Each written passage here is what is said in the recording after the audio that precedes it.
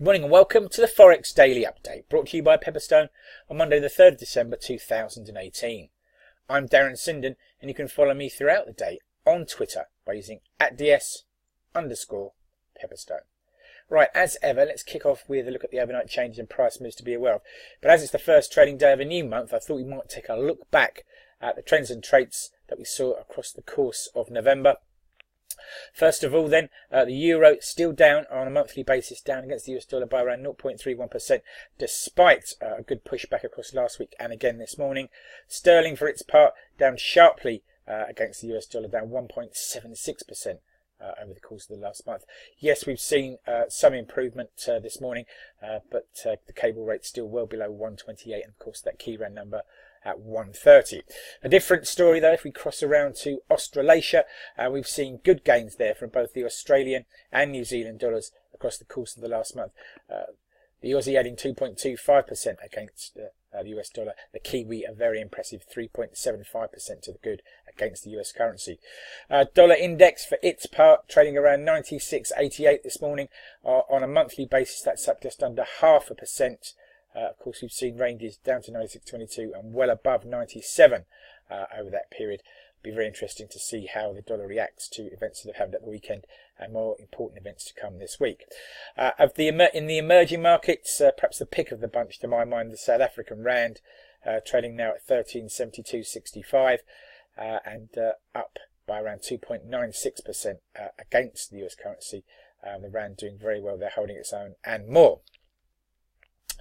Alright, let's press on with a look at what's on the calendar and events that may move the markets today. A pretty compact calendar today as far as high impact events are concerned. Nonetheless, there's plenty to pay attention to. We've already had building permits data for October out of Australia, and the Caixin manufacturing PMI data for November out of China. Construction remains a thorn in the side of the Australian economic recovery. Once again, it's a disappointing print. And the manufacturing print from China, not as bad as the official data last week, nonetheless something of a concern.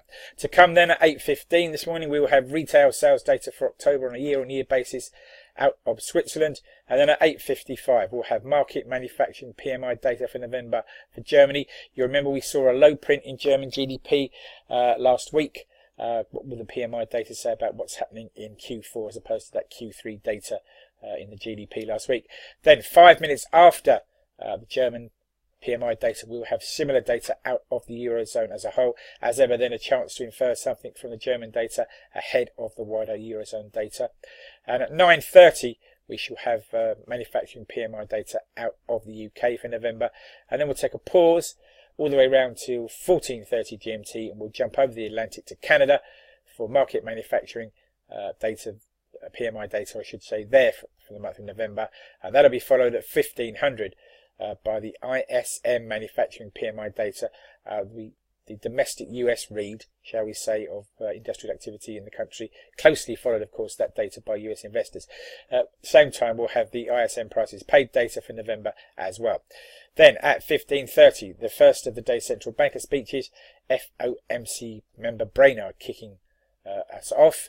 At 17:30 we'll switch back to the UK to hear from MPC member and Bank of England chief economist Andy Haldane, and then it's back to the States half an hour later at 1800 for FOMC member Kaplan's thoughts. Okay then, breaking news and comment that's caught my eye overnight. First of all, China and the US have agreed to a trade war ceasefire after their two presidents met at the G20 in Argentina this weekend.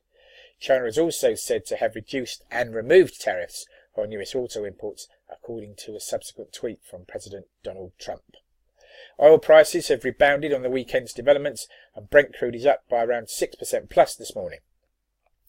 Meanwhile, PMI data from China and Japan has showed slowing industrial activity in both countries, and Mexico has sworn in its new left-wing president, Andrés Manuel López Obrador, or AMLO, as he is often referred to.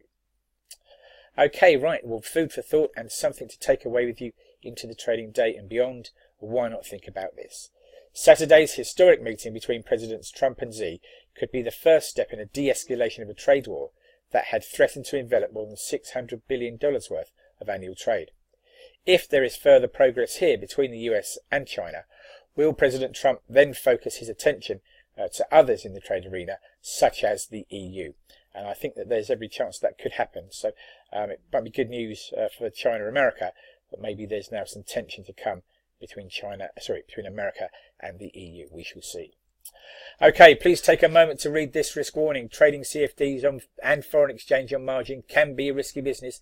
If you're in any doubt about those risks or the suitability of leverage products for you, then please do contact your Pepperstone account representative. And please do take a moment to read this risk warning thoroughly. Thank you for your time.